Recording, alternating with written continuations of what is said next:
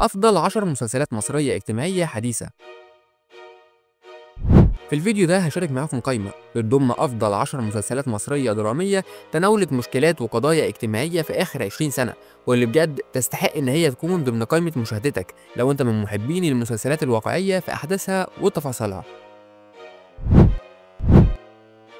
بس في البداية برشح لكم موقع موفي فيديا، وده موقع ترشيحات أفلام ومسلسلات خاص بينا ومتميز ورائد في نوعه، واللي أكيد إنه هيعجبك. وما تنساش برضه تصلي على النبي، ويلا بينا نبدأ قائمتنا.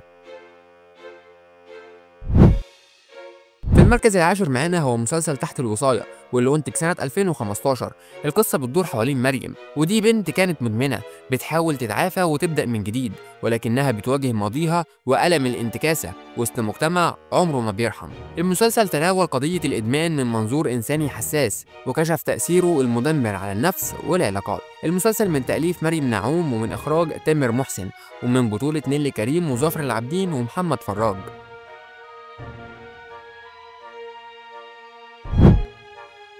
وفي المركز التاسع مسلسل تحت الوصاية، واللي أنتج سنة 2013. القصة بتدور حوالين حنان، واللي بتمثل شخصيتها منى زكي، ودي أرملة بتكافح علشان تحافظ على أولادها بعد وفاة جوزها، وبتدخل في صراع مع عيلة جوزها والقانون علشان تثبت حقها في الوصاية. المسلسل سلط الضوء على قانون الوصاية وتحديات الستات في مجتمع بيحاول يسلبها أبسط حقوقها، وده من خلال قصة إنسانية مؤثرة وإخراج بصري مميز.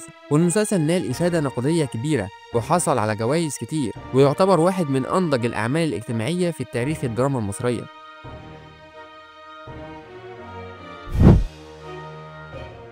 وفي المركز الثامن مسلسل لا تطفئ الشمس، المسلسل اللي أنتج سنة 2017. القصة بتدور حوالين عيلة أرستقراطية بتتفكك بعد وفاة الأب، وبتتحمل الأم مسؤولية تربية 5 أولاد، كل واحد فيهم عنده قصة وصراع خاص ما بين الحب والخيانة والتمرد والتشتت.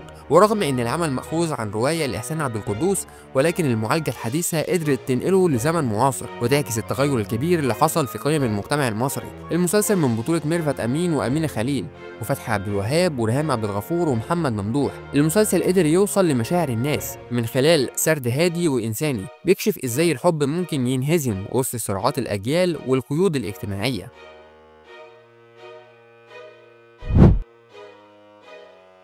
وفي المركز السابع مسلسل لعبة نيوتن، واللي أنتج سنة 2021. القصة بتدور حوالين هنا وحازم، ودول زوجين بيقرروا يخلفوا ابنهم في أمريكا علشان ياخد الجنسية، ولكن الخطة دي بتقلب حياتهم تماما لما هنا بتقرر تفضل هناك وبتبدأ تواجه لوحدها صراعات جديدة. المسلسل من بطولة منى زكي، واللي قدمت واحد من أقوى أدوارها، ومعاها محمد ممدوح ومحمد فراج وسيد رجب. والمسلسل من إخراج تامر محسن. المسلسل متميز بالحس الواقعي العميق والاهتمام بتفاصيل العلاقات، وشفنا من خلال المسلسل قضايا جريئة جدا.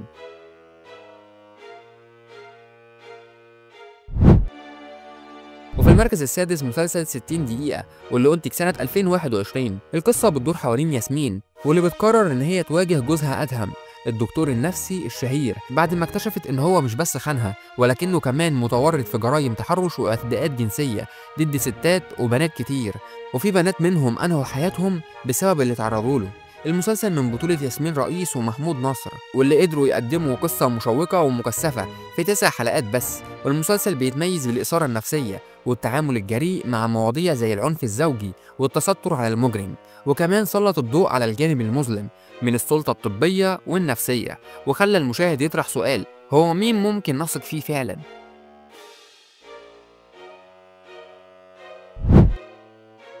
وفي المركز الخامس مسلسل الطاووس، المسلسل اللي أنتج سنة 2021، وقصته بتدور حوالين المحامي كمال، واللي حياته بتتغير لما بيدخل في قضية اغتصاب معقدة وبتخليه يواجه شبكة من النفوذ والفساد. المسلسل ده ناقش قضايا حساسة زي العنف ضد المرأة واستغلال السلطة، وكمان كان ليه تأثير كبير على السوشيال ميديا، خصوصا بعد ما ارتبط في أذهان الناس بقضية الفيرمونت، القضية اللي حصلت في شهر إبريل 2014، رغم إن صناع العمل نفوا أي علاقة بيها. المسلسل من بطولة جمال سليمان وسهر الصايغ، واللي قدروا يقدموا أداء مؤثر، ومن إخراج رؤوف عبد العزيز.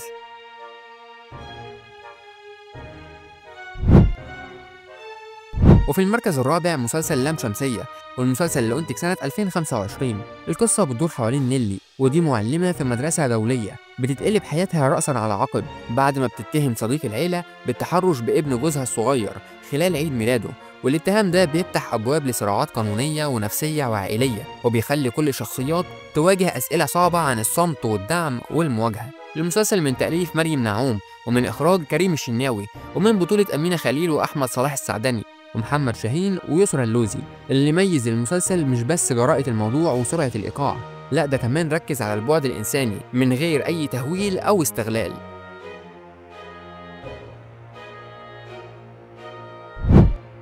وفي المركز الثالث هو مسلسل ونوس، المسلسل اللي أنتج سنة 2016. المسلسل قصته بتدور حوالين ياقوت، الأب اللي بيختفي فجأة، وبعد سنين بيظهر الشيطان ونوس كشخص غامض بيدعي إنه صديق الأب وبيطالب بحق مجهول. ومن هنا بيبدأ الصراع ما بين الشيطان والإنسان، والخط الرفيع ما بين الإرادة الحرة والضعف قدام الإغراء. المسلسل من بطولة يحيى الفخراني، واللي قدم شخصية ونوس بطريقة ساحرة وغريبة في نفس الوقت، ومن إخراج عبد الرحمن كمال وإخراج شادي الفخراني. أجواء المسلسل بتتميز بحوار فلسفي بسيط وعميق، وأداء جماعي قوي جدا، خلى المسلسل يتحول من مجرد حكاية خيالية لتأمل واقعي في صراع النفس مع شهواته.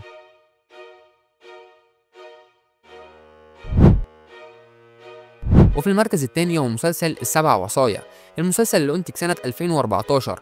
القصة بتدور حوالين 7 إخوات بيتفقوا إن هم يقتلوا أبوهم علشان خاطر الميراث، ولكن خطتهم بتفشل لما جثة أبوهم بتختفي فجأة، وكل واحد منهم بيهرب في طريق لحد لما روح الأب المقتول بتظهر لهم في الأحلام وبتطلب منهم ينفذوا السبع وصايا. المسلسل مزج ما بين الواقع والأسطورة، وقدم قصة فريدة بتدور في أجواء صوفية وسحرية. المسلسل من تأليف محمد أمين راضي، ومن إخراج خالد مرعي، ومن بطولة سوسن بدر وأيتن هامر وهنا شيحة. والمسلسل ده كان مختلف جدا عن أي عمل تاني درامي في الدراما المصرية.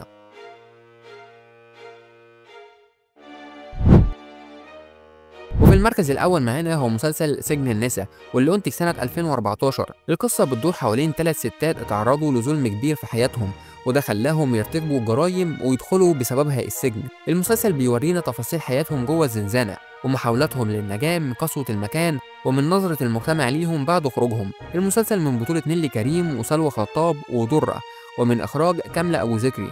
المسلسل حقق نجاح نقدي وجماهيري كبير بفضل واقعيته الشديدة والتمثيل القوي، وكمان لكونه مقتبس عن أحداث حقيقية حصلت فعلا وقت الثورة. وبكده أكون وصلت لنهاية الفيديو، فلو وصلتوا معايا لحد هنا أحب أقول لكم ما تنسوش تعملوا لايك وتشتركوا في القناة، وتقول لنا إيه أكتر مسلسل مصري اجتماعي عجبك في السنين اللي فاتت. وسلام.